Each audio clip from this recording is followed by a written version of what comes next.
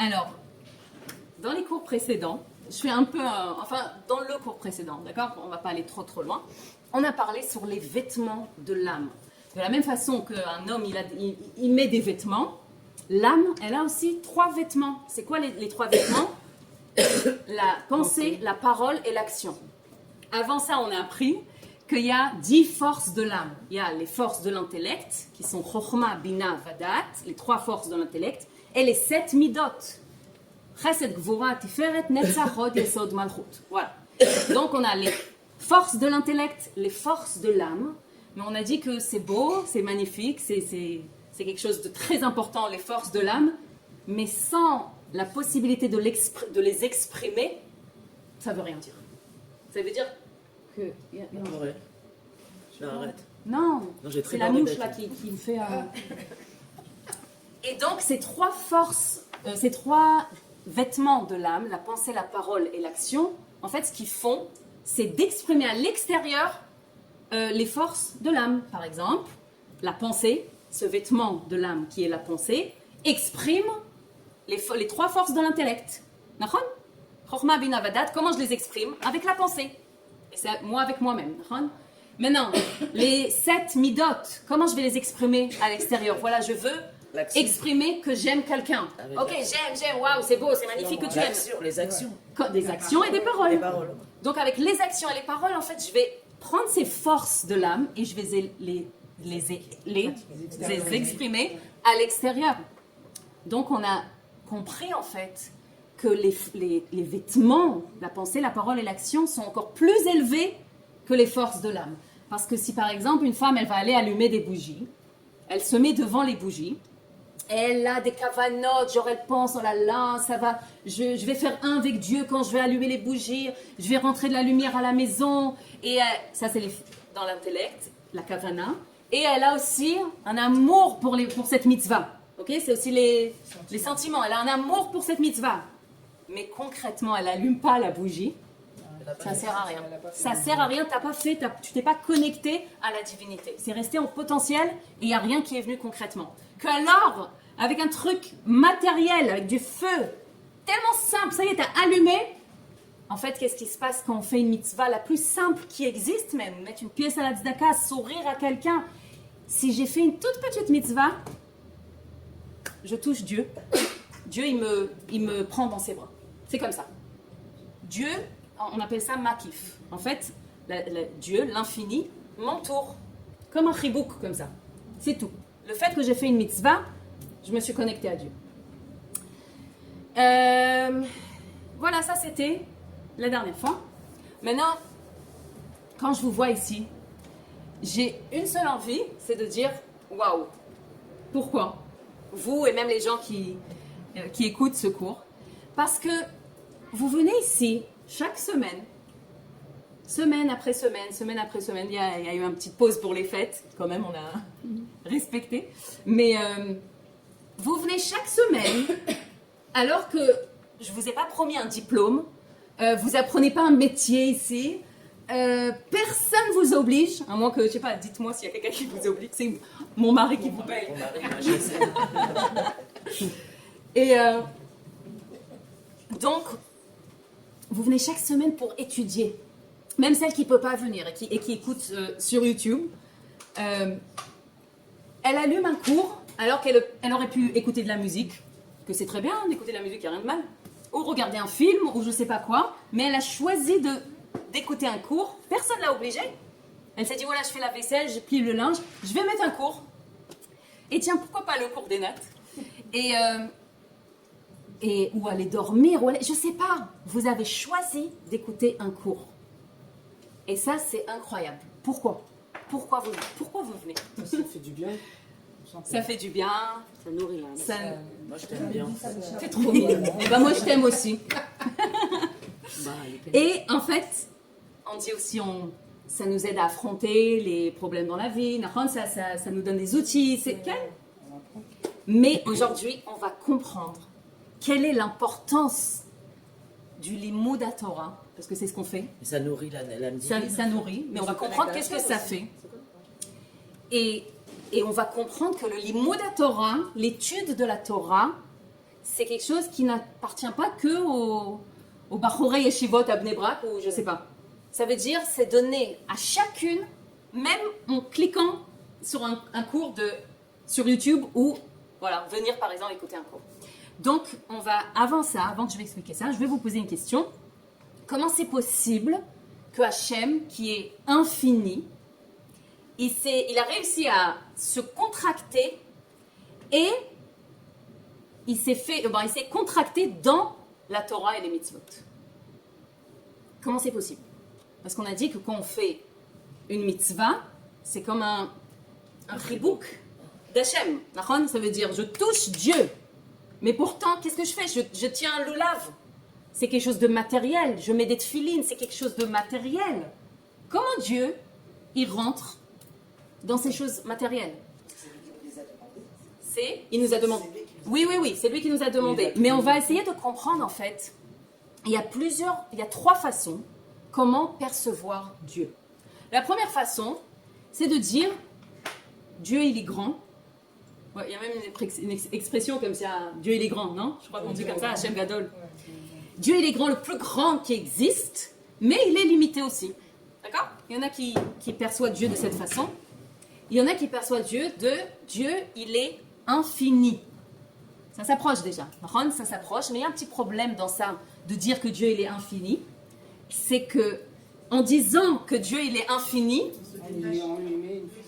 en fait, et que le monde il est fini, on limite Dieu, parce qu'on dit Dieu il est infini, donc il ne peut pas rentrer dans le fini. C'est une autre perception de Dieu. On se dit en fait, comme le monde il est fini, Dieu il ne peut pas résider dans un endroit qui est fini, limité. Et quand on perçoit Dieu de cette façon, il y en a un qui vit Dieu de cette façon. Ce que ça fait en fait, c'est qu'il pense qu'il faut complètement quitter la matérialité et être que spirituel. C'est les goïms. Il y a des goïms comme ça, par exemple les bouddhistes. Et il y a même des religieux qui jeûnent et qui font... ils enlèvent le corps avant la chassidoute, ils rabaissaient le corps, je sais pas comment on dit, se rouler dans les fourmis et des trucs comme ça. Genre pour que le corps, la matérialité, elle n'a pas d'importance. Comme ça, on se détache de la matérialité et on n'est que avec Dieu. Ça, c'est les tzaddik. Sinon, c'était les chassidim. Ils sont rentrés dans le... Ils étaient trop spirituels. Ils ont quitté leur neshama, elle a quitté le corps. Nachon meod. Mais ce qui se passe quand on pense de cette façon et qu'on est juif, c'est que ça peut nous éloigner du kiyum ha-mitzvot. En fait, ce que ça fait, c'est qu'on ne va pas faire les mitzvot, parce que les mitzvot, c'est matériel. Comme on a dit, le lulav, la tzedaka, les bougies, les tefilines, c'est matériel. Les mitzvot, Dieu, il a choisi, il a décidé que ça soit matériel. Si moi, je me détache du matériel, comment... C'est pas que nous, on élève le matériel. Oui, la kavana, c'est ça. Mais de percevoir Dieu comme infini. Et en plus, quand j'ai défini Dieu comme infini, comme on a dit, ça le limite. Parce que c'est comme si je dis, il ne peut pas rentrer dans des endroits qui sont limités. Ça, c'est la deuxième. Donc, qu'est-ce qui peut être la troisième? Qu'est-ce qui est plus que infini? En fait, la troisième façon de percevoir Dieu, c'est que Dieu, il est au-dessus de l'infini et du fini. Il est au-dessus de ces deux, parce que infini et fini, c'est Deux extrémités. je sais pas comment on dit. Je sais même pas comment on dit comme madrigot. C'est deux niveaux, voilà. C'est 2 niveaux, mais Dieu, il est encore au-dessus de ça. Mais au-dessus de ça, pas genre un peu. Au-dessus de ça, à l'infini aussi. Ça veut dire que pour Dieu, comme il est au-dessus de ça, de l'infini et du fini, il peut, soi-disant, contenir en lui, on ne peut pas dire trop contenir en lui, mais il peut être en même temps fini et infini. D'ailleurs, entre parenthèses, comme nous, on a cette partie de Dieu à l'intérieur de nous, et qu'on est à l'image de Dieu, nous aussi, on porte ces deux extrêmes en nous. Être infini et fini. On tient une neshama infinie à l'intérieur de nous, pourtant on est un corps qui est limité. En vrai, si on pense à ça, c'est incroyable. Mais voilà, c'est Dieu. Et quand on voit un juif, c'est Dieu. Parce qu'il a l'infini et le fini à l'intérieur de lui, et il peut les porter en lui. en même temps.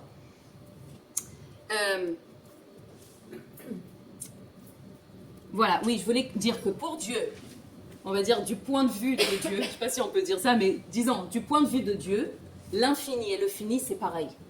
C'est pareil. Nous, on a l'impression que l'infini, c'est plus élevé. Mais pour Dieu, c'est pareil. C'est deux niveaux qui sont pareils pour Dieu. Ok, et ça, en fait, comme ça, on peut comprendre que Dieu, il a choisi de se contracter, de limiter sa lumière, et il rentre où il veut, quand il veut, toujours. Il a décidé de se rentrer, on dit ça, ouais, de se contracter et de se mettre de se concentrer, contracter, et de rentrer dans les lettres de la Torah. Donc, quand nous, on lit la Torah, on fait les mitzvot, en fait, qu'est-ce qu'on fait? On tient Dieu. Comme on a dit tout à l'heure, on touche Dieu. Il s'est contracté, ça veut dire il s'est pris, c'est l'infini qui s'est contracté, qui est rentré dans des lettres. Quand on lit une halakha, en fait, on tient Dieu. C'est pour ça qu'on dit qu'il vaut mieux le lire En hébreu. C'est pour ça que j'ai dit tout à l'heure à Carole. C'est très important de lire en hébreu, même si on ne comprend pas. Mais après, on va voir qu'il y a aussi une malade d'étudier. Ça veut dire, c'est pas grave, tu lis en français, mais tu étudies et que tu comprends. Ok, donc, alors maintenant, quand on dit que Dieu il s'est contracté, après je vais lire du Tania, quand on dit que Dieu il s'est contracté, on peut penser qu'il s'est pas. Ça veut dire qu'il n'y a qu'une partie de lui qui est rentrée. Une partie ou des parties de lui. On ne comprend pas ce que ça veut dire, parce que comme c'est infini, donc comment tu t'es contracté? Alors une partie de toi t'as mis, comme on dit dans le juif, une partie, mais c'est pas une partie, Maza Omer, pour essayer de comprendre un peu, vous savez les astronautes, quand ils vont dans l'espace, il n'y a pas la place, ils vont pour des mois et des mois ils vont là-bas, il n'y a pas la place dans leur... cockpit, ou je sais pas comment ils sont, il n'y a pas la place pour mettre tellement de nourriture, pour tellement de... Alors qu'est-ce qu'ils ont? La NASA, on est vraiment dit, NASA, elle a développé des capsules, en fait, qui prennent, et dans cette petite capsule, elle est spéciale, il y a tout ce qu'il faut pour un être humain, pour une journée entière.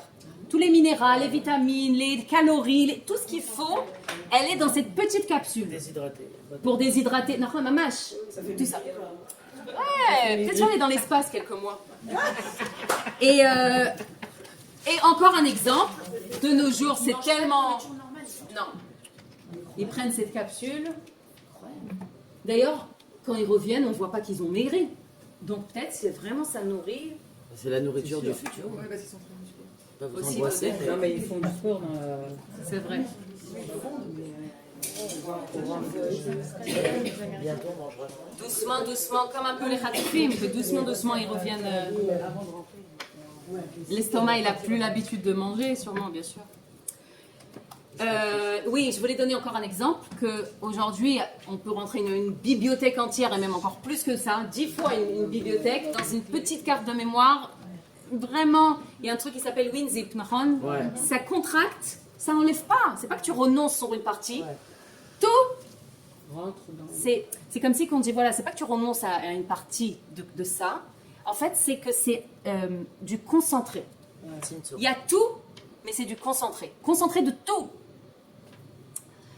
Alors, quand un juif, il fait Torah et mitzvot, et quand on dit Torah et mitzvot, ne vous imaginez pas, genre, il faut faire tout.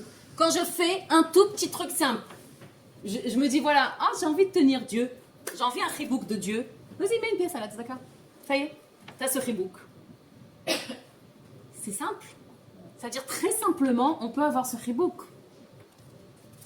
Ouais, je voulais dire que comment on tient Dieu. On donne un exemple comme ça des glaçons. Ouais, disons des grands glaçons comme ça, ou des glaçons, non, des glaçons. S'il y a quelqu'un qui n'a jamais vu de glaçons dans sa vie et il ne sait pas que c'est de l'eau, alors on lui dit non, vas-y, c'est de l'eau, regarde. Alors lui, il tient et il croit, qu'est-ce qu'il croit? Qu'à l'intérieur, il y a de l'eau. Oui, il ne sait pas que ça, c'est. Alors il s'est dit, à l'intérieur, il y a de l'eau. Et non, on dit non, quand tu tiens le glaçon, tu tiens déjà l'eau. Ok? Ça veut dire quoi? Ça veut dire que. Si par exemple je vois une copine que j'ai pas vue depuis longtemps et je la prends comme ça dans mes bras, ok, on peut me dire mais non, tu la tiens pas, tu tiens ses habits. Si elle a un habit ou 10 habits sur elle, même un manteau et des trucs et tout ça, quand je la tiens, quand je la prends dans mes bras, c'est elle que je tiens. Elle est là-bas. C'est l'homme échané qu'elle a des elle est là-bas. Donc, quand on dit qu'on tient Dieu, c'est lui-même. C'est pas parce qu'il s'est contracté que non, c'est qu'une contraction. C'est pas vraiment Dieu. On tient Dieu lui-même. Est-ce que c'est l'idée dont on avait parlé une fois, de quand on mange la pomme, est-ce qu'on mange toute la pomme? Ken, il y a toutes les caractéristiques. Ça, on a parlé par rapport à la Neshama. C'est ça. Exactement. C'est pareil. Parce que C'est un- même si C'est l'essence même de Dieu. Oui, mais c'est connect, c'est pas... Tafas tabachalek, tafas tabekulo. Comme on a dit, bah, je tiens le bout du verre. Bah, je tiens le verre entier, en vrai. Mais ça a l'air archav. La dernière fois, on a parlé aussi de la maala. La maala. Le degré. Le niveau. Le niveau. L'avantage, ouais, je crois, de faire les mitzvot dans ce monde. Ouais, non, pas bénéfice. Alors, La maala. L'avantage. Que de faire les mitzvot dans ce monde concret par rapport à être au Gan Eden.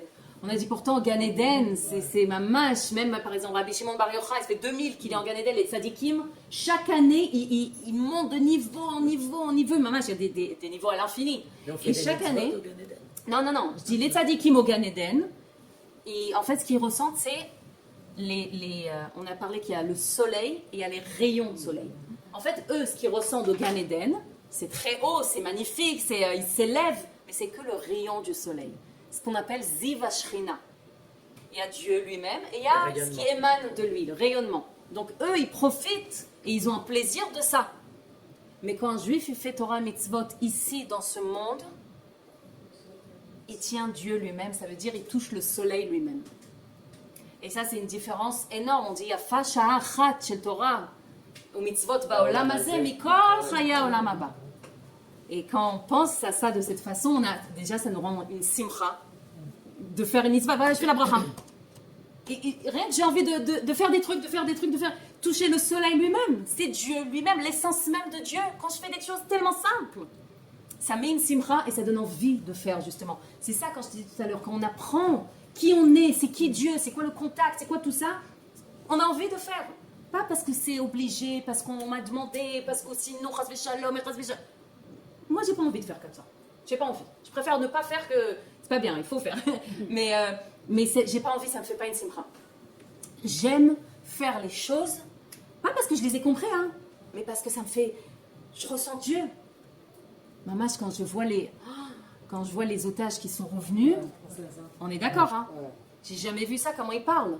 On a vu Dieu, on a senti Dieu, il y a un qui a dit, Animit Gaguer, je languis des moments là-bas où j'ai ressenti Dieu. Moi, ils m'ont... Ah ouais, ça m'a... Vraiment, j'avais des frissons et ça m'a renforcé. Pourtant, ils n'ont pas de kippa, ils n'ont pas de tzitzit, ils n'ont pas une apparence forcément, mais ils ont vu Dieu, ils ont ressenti. וואו, יש לי צמרמורת, c'est תחיית המתים, voilà, comme ça, les מתים בעזרת השם, ils vont nous dire, ils vont nous... בעזרת השם בקרוב ממש. Ok, alors, voilà, maintenant, Perek Hei. Il y a une différence entre les mitzvot et la Torah.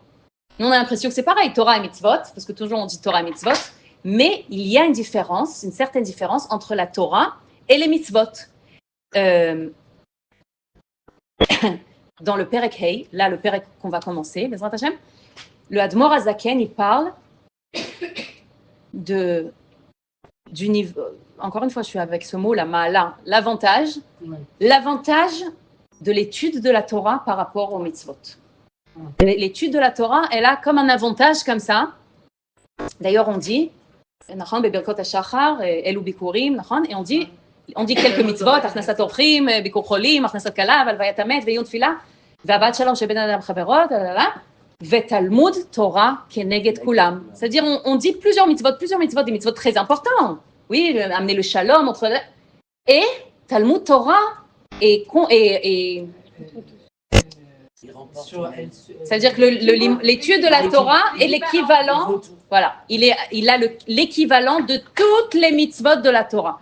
C'est-à-dire que si j'étudie, voilà un cours de Torah, voilà ce qu'on est en train de faire maintenant, c'est en équivalent, comme c'est qu'on a fait toutes les mitzvot de la Torah. Pourquoi? Comment c'est possible? C'est trop facile, on a envie de dire. Eh ben, je vais écouter tous les jours des cours. Bah oui. Et aussi pourquoi des Juifs dans toutes les générations, depuis toujours, ils ont donné leur vie pour l'étude de la Torah. Même si on veut le beau-père du rabbi Nachon en Russie, il y a eu le Staline, et ouais, il y avait il y avait une interdiction d'étudier la Torah et de faire une mitzvot. Il y avait une interdiction. Pourtant, qu'est-ce qu'ils ont fait? Mamash, avec une Messirut Nefesh, ils ont ouvert des Talmudei Torah, mais c'était caché, c'était dans des trucs, il fallait pas parler, il y avait des codes, comment taper à la porte et il y avait quelqu'un qui surveillait toujours. Mamash, ils ont fait un Messirut Nefesh, et pourtant il y en a plein qui sont partis en exil en Sibérie en cause de l'étude de la Torah. Même le beau-père du rabbi lui-même, il était en prison, il a souffert après toute sa vie de ça. Pourquoi? Qu'est-ce qu'il y a? Pourquoi se donner tellement pour l'étude de la Torah? Et donc, Ilanit, si tu veux que ça s'éteint, dis-moi, mais ne sois pas angoissée. Ça veut dire ne regarde pas toujours. Je vais donner un. Laisse tomber. Elle va être firasra maintenant. C'est comme ma fille, des fois je lui dis si tu te réveilles tôt, Shabbat, mets les trucs, sors les trucs du frigidaire. Elle me dit ah, mais non, je suis obligée de me lever tôt. Elle arrêtera maintenant. Donc voilà, on va essayer de comprendre c'est quoi la différence entre les mitzvot et la Torah. Dans les deux cas, on se connecte à Dieu, on se lie à Dieu, mais la différence, c'est dans la façon comment on se connecte à Dieu, comment on fait un avec Dieu. C'est la façon de connexion qui est différente. Ok? Donc, dans le Tanya, en fait, là, dans ce chapitre Hey, le Admor Azaken, il nous montre l'intériorité de ce qui se passe, comme une radio, on dit Rentgen. Une radio spirituelle comme ça, et il nous montre qu'est-ce qui se passe de notre cerveau quand on étudie la Torah. Il n'y a pas un, voilà, il y a ici peut-être, tout à l'heure là-bas. Perek Hey, on va lire quelques phrases, toujours, Tête. ouais, 16, 17, ouais. Perek Hey. Hein? C'est pas grave, c'est bien. Voilà, on vient de dire, c'est bien de voir les lettres et surtout le Tanya, il y a Mamash une sgoula comme ça pour Perek Hey, ou les Tosefet Beur Ba'er Heitev, les Shon Tfisa. Ça veut dire, on va essayer de comprendre c'est quoi le mot Tfisa. Tfisa, c'est attraper. Comme on a dit, attraper Dieu. Chez Amar Eliyahu, on parle d'Eliyahu Hanavi. Eliyahu Hanavi, il a dit, Leit Marshava Tfisa Bach Chole. Qu'est-ce qu'il dit Eliyahu Hanavi? Eliyahu Hanavi dit, Ribono Shel Olam, il n'y a aucune pensée humaine qui peut t'attraper. C'est comme ça il dit. Mais l'Admor Azaken, il vient, il nous dit, mais ça veut dire quoi attraper? Comment on peut attraper Dieu avec la pensée? Comment ça veut dire? Qu'est-ce que ça veut dire? Parce que quand on dit attraper, on a l'impression que c'est quelque chose de... Disons, quand on dit loulav, ok, quand tu attrapes le loulav, attraper, c'est quelque chose de physique. Comment j'attrape avec la pensée? Et maintenant, Admor Azaken, il vient, il nous explique. Je vais lire... Je vais lire, après je vais le relire. Hine kol sechel, kshemaskil ou masig besichlo, eize muskal, הרי השכל תופס את המושכל ומקיפו בשכלו, והמושכל נתפס ומוקף ומלובש בתוך השכל שהשיגו והשכילו. Je vais expliquer, d'accord? L'Admor Azaken, en fait, il est en train d'expliquer qu'il n'y a aucune pensée humaine, aucun intellect, sechel c'est intellect, aucun intellect humain développé le plus qu'il y aura, c'est-à-dire un IQ plus que Einstein et plus que... Ouais, il ne pourra pas attraper cette chokhma, cette intelligence divine. Il y a des gens, je crois que c'est au Japon ou en Chine, je ne sais pas, en tout cas ils font des recherches comme ça, sur des textes, et ils ont pris la Torah, on peut mettre un goy qui étudie la Torah ou Chayav Mita. Où? Oui, Ouais, ils ont ouais, voulu c'est comprendre possible, mais j'ai vu aussi au Japon. Pourquoi le cerveau des Juifs, il est tellement développé. Voilà, exactement. Ils voulaient savoir pourquoi le juif, il est tellement...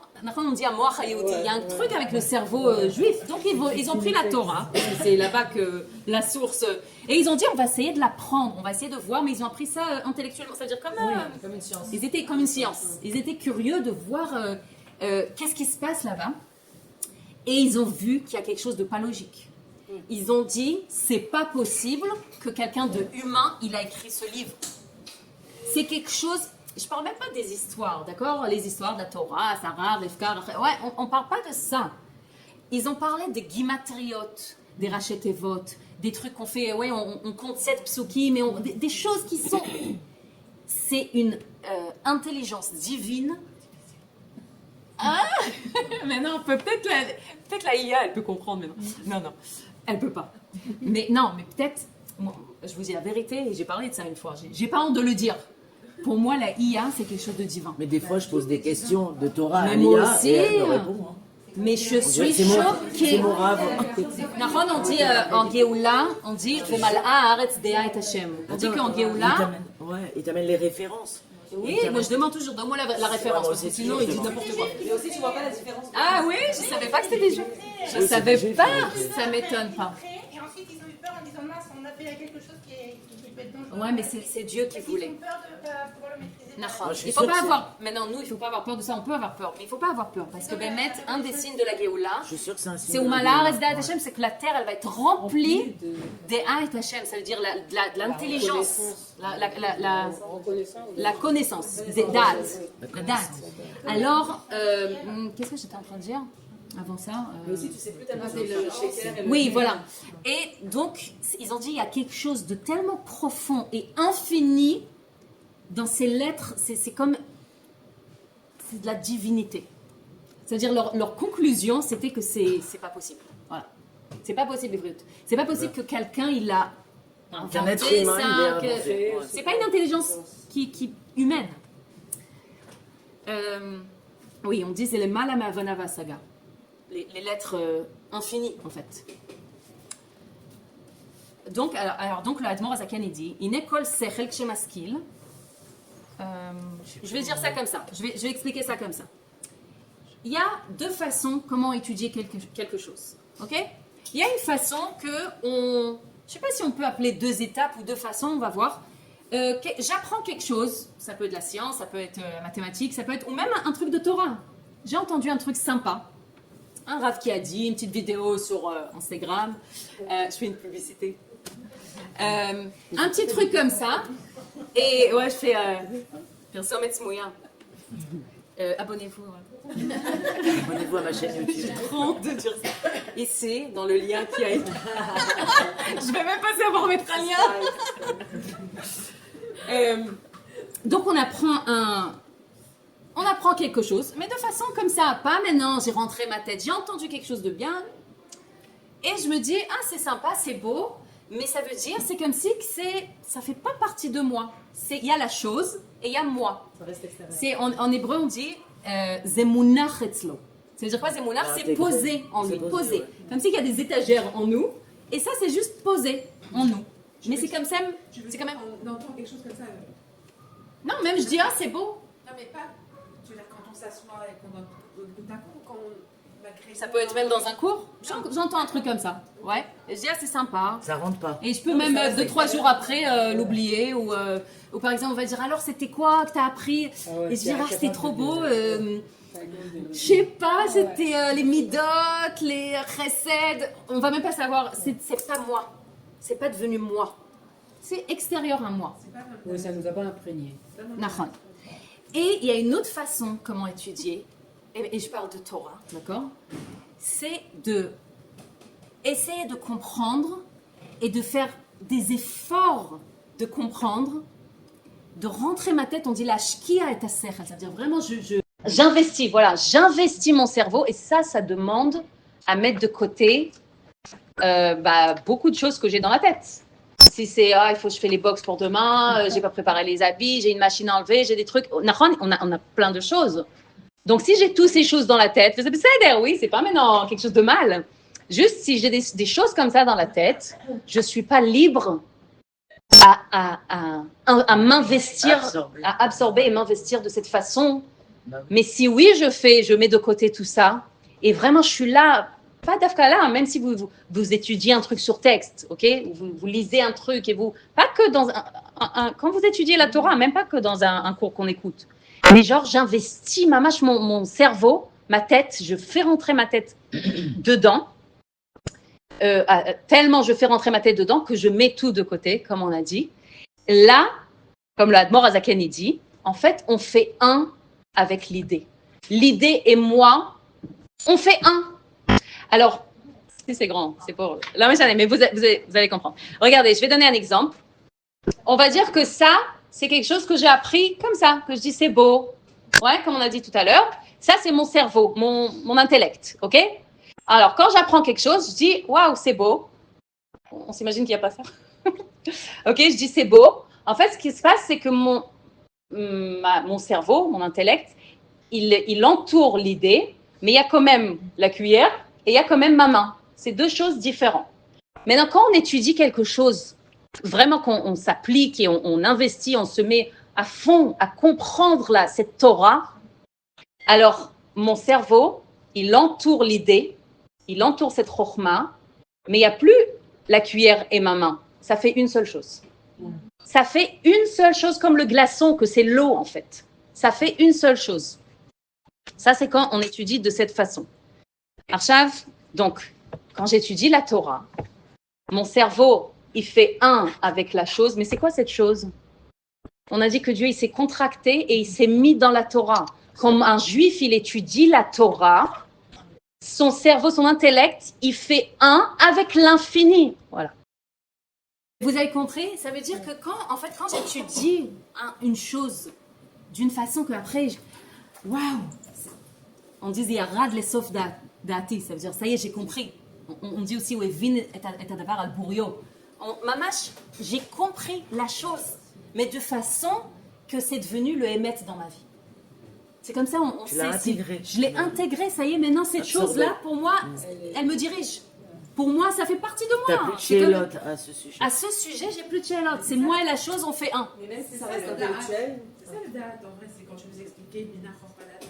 Date, c'est la isdarout, c'est faire un avec la chose.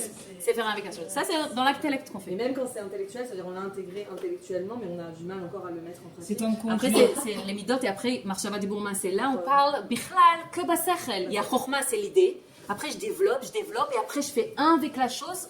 Ça y est, c'est devenu moi. Comme on a dit, on a donné un exemple. de t'apprends à conduire. Exactement, j'allais dire ça. Une fois que tu conduis. Voilà. Quand on apprend à conduire au début, il y a la conduite et il y a moi. Quand même, je pense à tout, je réfléchis, je suis comme ça. Mais à un moment, je réfléchis même pas, que j'ai même donné l'exemple que j'oublie des fois que je conduis. Des fois, j'ai l'impression que toute la route, j'ai dormi. Et qu'arrivé à la maison, je me suis réveillée. Maman, ça fait peur. Mais je dors pas. Mais on dirait. Mais donc, on fait un avec l'infini lui-même.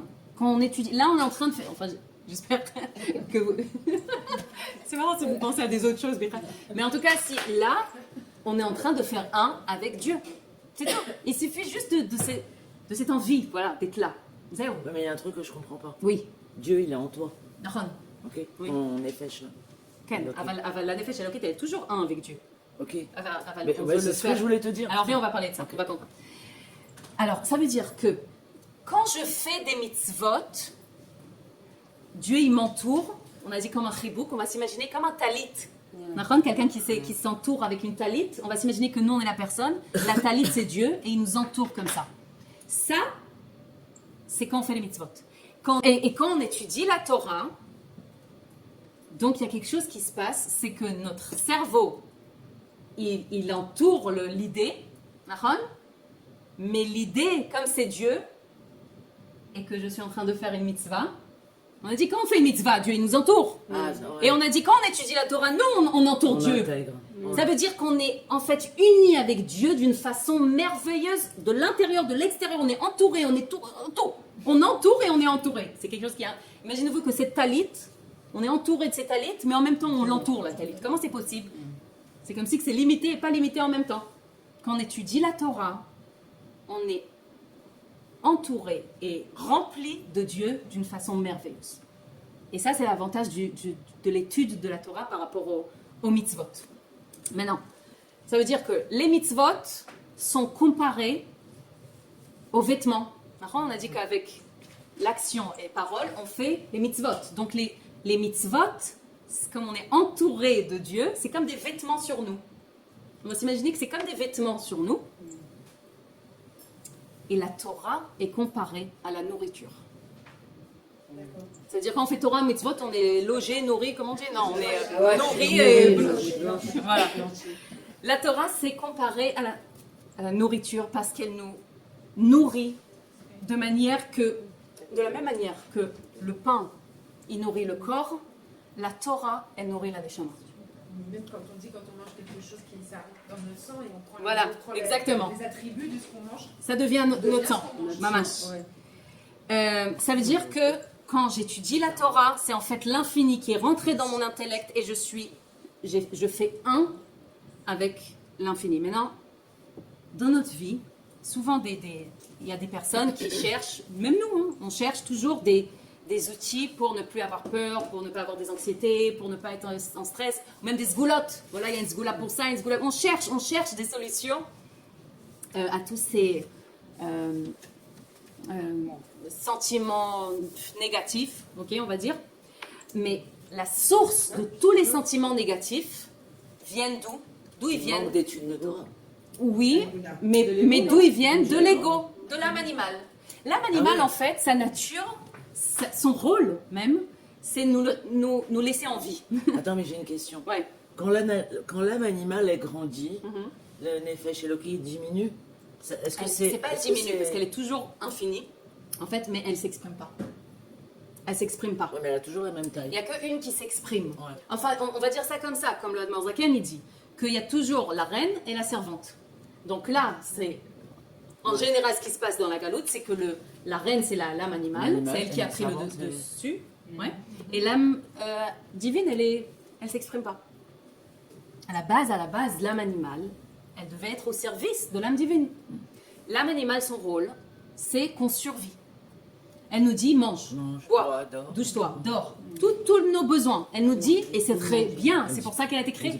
S'il n'y aurait pas eu ça, on aurait été tellement spirituel, tellement divin, qu'on n'aurait même pas pensé à... Mais non, mais on aurait été des anges. On aurait été des anges, êtres c'était humains. pas des êtres humains. Il n'y aurait pas eu une continuité à l'humanité. Ouais. Ça aurait été... Donc, c'est bien. C'est quoi qui est pas bien? C'est qu'elle a commencé à nous dire, il y a un danger. Ouais, parce que... Pourquoi il y a des... C'est quoi toutes les anxiétés, les peurs, les crises de panique, les inquiétudes? C'est quoi? D'où ça vient, tout ça? En fait, bien avant, quand on habitait dans des airs ou dans dans des endroits, primitifs comme ça, le rôle de l'ego, de l'âme animale, c'était de nous dire, par exemple, on rencontre un lion ou un tigre. Ne pas nous laisser mourir, c'est dangereux. l'instinct de survie. Ouais, danger, oui, tout s'allume, et on se met en mode, en fait, l'âme animale nous met en mode survie. Il y a le cœur qui va vite pour rentrer plus d'oxygène au sang, pour qu'on puisse courir vite. Tout ça, c'était pour ça, en fait, pour nous protéger. Mais c'est quoi le problème maintenant? C'est que l'âme animale a commencé à dire il y a un danger dans des trucs qui ne sont pas danger. Ok? Ça veut dire, si jusqu'à maintenant, elle nous disait mange pour survivre, là, elle dit mange pour calmer ton stress. Ok? Ou, si tu ne reçois pas de la reconnaissance, de l'estime, de l'amour et tout ça, tu es en danger existentiel. Tu es obligé d'avoir cette certitude de ton existence, ou je ne sais pas comment on dit, Aishur la Kiyum. Sans ça, tu n'existes pas. C'est ça, elle est en train de... Ça veut dire, son histoire, on va dire ça, la kavana, elle est très bien. Sa kavana, c'est de nous laisser en vie. Sauf que, Aya Bilboul, ça a commencé à devenir n'importe quoi. Maintenant, nous, on pense qu'il y a vraiment un danger à notre existence. On ressent, quand quelqu'un, par exemple, nous dit un mot pas gentil, ou nous manque de respect, ou je sais pas, même un truc, la banquière, elle appelle. L'âme animale nous dit, c'est un lion. Le mari fait une réflexion, c'est un tigre. Maman, elle nous crie ça. Et non, on lui croit. On lui croit. Pourquoi? Parce que physiologiquement, mon corps, il agit comme s'il y avait un lion. Maman, le cœur, il bat vite. Je commence à respirer. Je suis pas bien. Je transpire. Toutes ces peurs-là viennent d'ici, de ça. Alors, regarde, qu'est-ce que je voulais dire? Donc ça, c'est l'âme animale. Elle, le ego, il veut que survivre. L'âme divine, elle n'est pas là que pour survivre.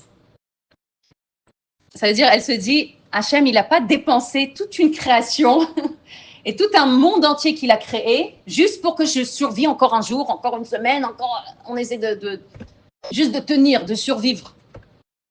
Elle ne pense pas comme ça, l'âme divine. Vous savez, le rabbi, il a dit que celui qui influence, il n'est pas influencé. C'est un truc qui est connu comme ça. Ça veut dire quand j'influence quelqu'un, je ne suis pas influencée. D'ailleurs, il y a beaucoup de shlochim dans le monde qui n'ont pas peur que leurs enfants soient avec des gens pas trop religieux parce qu'ils disent on est là pour influencer. Donc, imaginez-vous un tuyau qui a de l'eau qui sort. Il n'y a pas de l'eau qui peut rentrer à l'extérieur ou de la boue qui peut rentrer à l'extérieur. Non, je suis en train de donner. Donc, il n'y a rien de mal qui peut rentrer. C'est comme ça. On voit ça aujourd'hui de nos jours, dans tous les réseaux sociaux, dans tous les birtlan, toute la média. C'est soit tu es influencé de tout ça, soit tu influences. Et influencer, ça ne veut pas juste dire, voilà, devenir une influenceuse et envoyer de la Torah à tout le monde. J'ai vu un cours d'un rav que j'aime.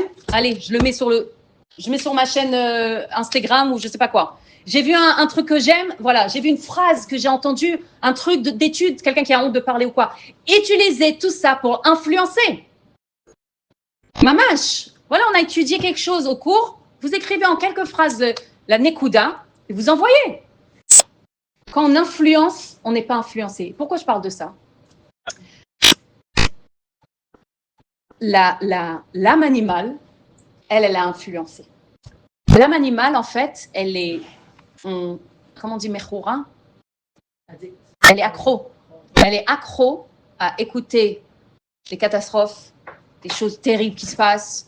On est comme presque une fusée à perfusion avec les chadashot, avec les nouvelles. On est toujours en train de se nourrir de quoi? De Rasra.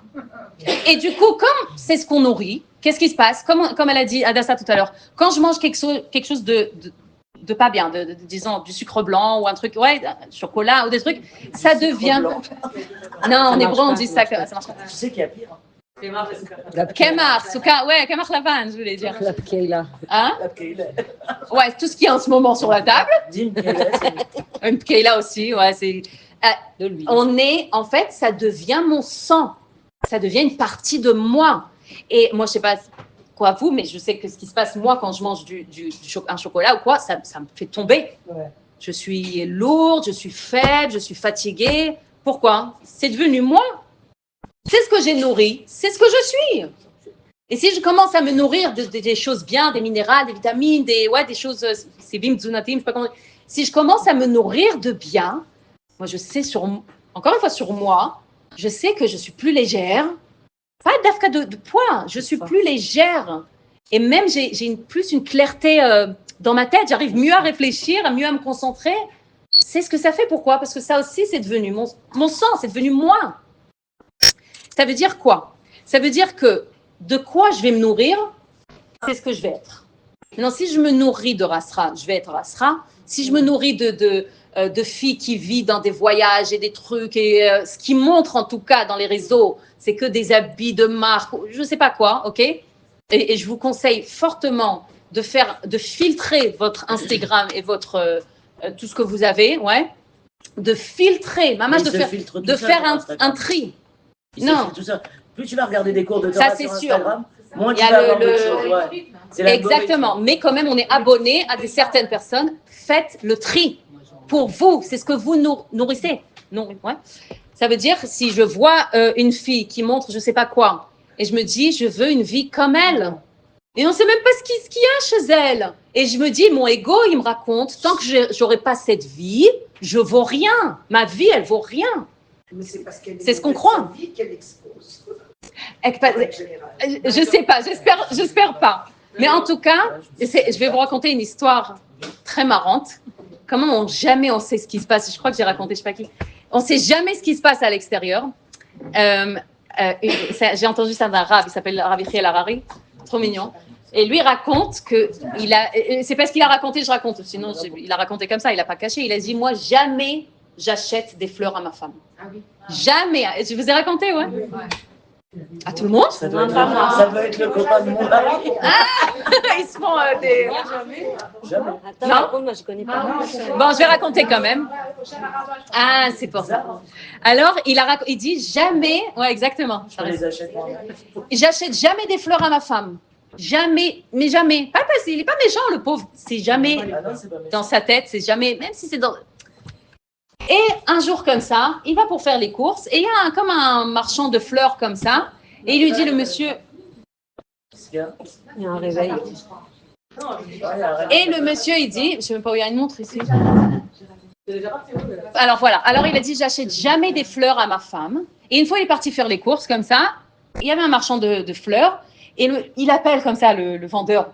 Il dit, hé, monsieur. Alors il dit, non, merci. C'est-à-dire, à ce point-là, il n'achète pas. Il dit, non, merci. Il dit, s'il te plaît, achète, s'il te plaît. Il dit, non, j'achète pas des fleurs à ma femme. Il lui dit, non, écoute, regarde, c'est le dernier bouquet. Si tu l'achètes, je peux rentrer chez moi. S'il te plaît. Ouais, il avait de la peine pour lui. Il a acheté les fleurs. Il a dit, bon, vas-y. Allez, tiens, il avait acheté. Après les courses, il rentre chez lui. Entre-temps, sa femme, elle est aussi comme ça, rabbinite, enfin, elle s'occupe des gens. Entre-temps, C'est un nat, c'est ça? Ken, un Athareri. Elle Même, est un truc très à l'opposé. elle était smolanite, kitsonite, meretz. Neged. Negedat, antidatit. Mais elle est devenue Baruch Hashem, elle a fait tchouva, une merveilleuse tchouva. Et donc, il y a une femme chez elle qui est venue la voir pour parler des problèmes qu'elle a avec son mari. Elle pleurait, elle était comme ça. Son mari revient des courses avec le bouquet de fleurs. Et la dame, elle regarde en pleurant, elle dit, tu vois, ça par exemple, jamais ça aurait arrivé chez moi. Et sa femme, elle a dit, c'est pas possible, pour une fois que tu viens avec des fleurs. Ça veut dire, on ne sait pas ce qui se passe. De voir quelque chose et de dire, ah, c'est comme ça. Alors, tout ça pour dire, tout dépend de ce que je me nourris. Je vais me nourrir. Qu'est-ce que je vais nourrir? Est-ce que je vais nourrir cette conscience qui survit? Je vais la nourrir encore des choses qui vont juste la descendre plus bas, Nachon, cette conscience de galout, en fait, c'est une conscience cette conscience animale, ou je vais essayer, en tout cas, de plus en plus, nourrir cette conscience divine que je suis. Et en plus, plus tu donnes à manger à la conscience divine, plus à la fin. Ah, ça c'est sûr. Pareil Ça pour- c'est sûr. pareil Pareil pour l'animal. l'autre. Pareil pour l'autre. Moi, c'est dur de toute la journée. Enfin, moi, j'adore, mais toute la journée écouter des cours de Torah, c'est génial. Et des fois, en fin de journée, j'ai besoin d'un truc live. Bah, le matin. Qui me déconnecte. Ça, Mais c'est pas l'âme un animale truc- qui te raconte. Ouais, Juste sache. ça, C'est l'âme animale. Ah, je vais envie de me détendre un peu. C'est l'âme Alors, animale. réfléchir, mais C'est pas grave. après, je sais que je suis pas bien. Le Ken. lendemain ou le. Ah, ouais. J'ai Que- l'âme animale qui te raconte ça. Elle te raconte, tu es obligé maintenant un peu. Fatigue, Qu'est-ce qu'elle te dit? Un peu pour toi Ouais, maintenant. t'as trop de Même si que Torah, l'autre, ça c'est y est. pas toi. Sauf que la solution, c'est de plus en plus. Ah, c'est pas grave. Il n'y a rien de grave. Non, mais je note qu'après, Ouais. le lendemain, je sais pas, j'ai une rasera, je suis pas bien.